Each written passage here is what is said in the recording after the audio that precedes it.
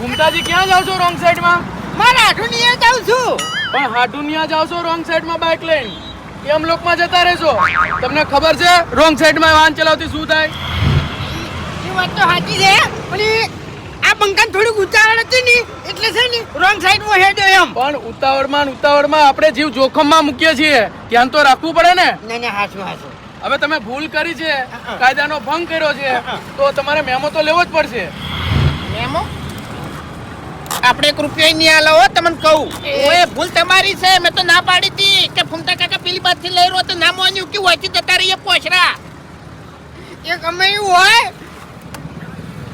એ ભાઈ માથાકૂટ ના કરો અને આ મેમો લેતા જાઓ, બરાબર? ઘરે જઈને ભરી દેજો મોબાઈલ થી.